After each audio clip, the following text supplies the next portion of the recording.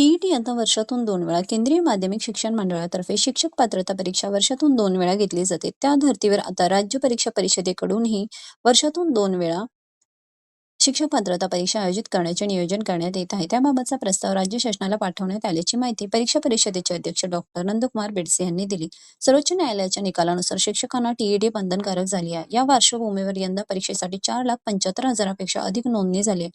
राष्ट्रीय पातळीवर वर्षातून 2 वेळा सीटीईटी परीक्षा आयोजित केली जात असल्यामुळे राज्यातही 2 वेळा टीईटीची मागणी करण्यात येत आहे. सेवेतील शिक्षकांसाठी पात्रता गुणात कपात करण्याची मागणी संघटनांनी केली आहे. मात्र याबाबत अद्याप काहीही निर्णय झालेला नसल्याचे डॉक्टर बेडसे यांनी स्पष्ट केले. तर बघा, न्यूजचं आपण थोडक्यात विश्लेषण करूया.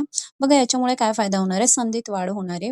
वर्षातून 2 वेळा परीक्षा झाल्यामुळे उमेदवारांना एका वर्षात 2दा प्रयत्न करण्याची संधी मिळेल. यामुळे एका परीक्षेत अपयश आल्यास पूर्ण वर्ष जे आहे ते आपलं वाया जाणार नाहीये. आणि दुसरं बघा, सीबीएसईचा आदर्श म्हणजेच केंद्रीय स्तरावर होणाऱ्या सीटीईटीच्या धर्तीवर राज्याचे टीईटी घेण्याचे नियोजन आहे, जेणेकरून राज्यातील परीक्षा पद्धतीत अधिक सुसूत्रता येईल. ठीक आहे. आणि पुढचं बघा, सगळ्यात महत्त्वाची गोष्ट म्हणजे मोठी स्पर्धा आहे यंदा. यंदा जी होती 4,75,000 नोंदणी पाहता उमेदवारांची वाढती संख्या सामावून घेण्यासाठी वर्षातून 2दा परीक्षा होणे महत्त्वाचे आहे.